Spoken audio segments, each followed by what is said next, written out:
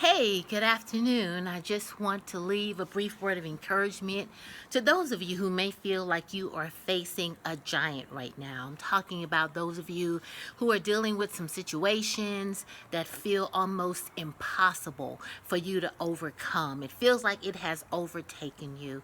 I want to say to you, beloved, that there is a promotion that God has for you. Yes, there's a promotion He has for you that is on the other side of that giant. I think about David in the Bible. And I think about once he was able to defeat that giant, take that giant down, God was able to move him to another level. Somebody say next level. There is a next level that God has for you that is strategically located behind the giant that you are currently looking at. When I think about David, I think about two things that he did that helped him be successful in defeating his giant. The first thing that he did was he recognized that God had given him a very unique way to defeat the giant that didn't look like what anybody else had previously done. In other words, King Saul gave David his armor, his helmet, his sword, and gave that to David for David to take down Goliath. But guess what? When David tried it on, it didn't fit. He said that he hadn't tested it yet. Some of you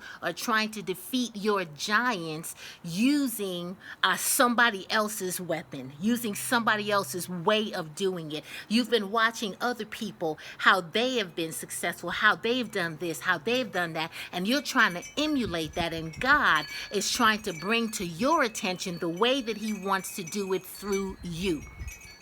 And you can't defeat your giant on mama's prayers and what daddy said and what the preacher spoke and what the prophet prophesied and what the mentor poured into you. No, this is about what God has uniquely placed in you, and He wants to do it in that very unique way where He will get all the glory, not a man, not another person that you might have imitated. Amen. And the second thing that David did, was he recognized that he had everything that was necessary to defeat that giant, but he had to activate his faith.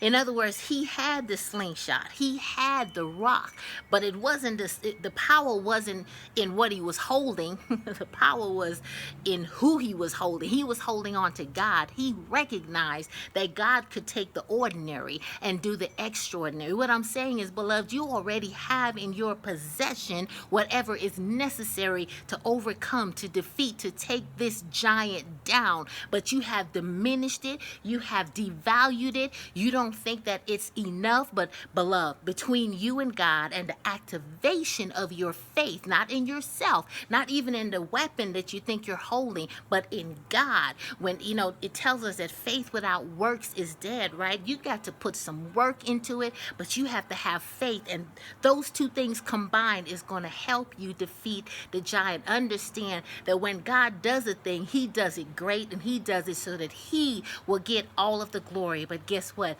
His glory, your story. There is a promotion. There's a next level on the other side of your giant. You just got to overcome. You just got to defeat that giant.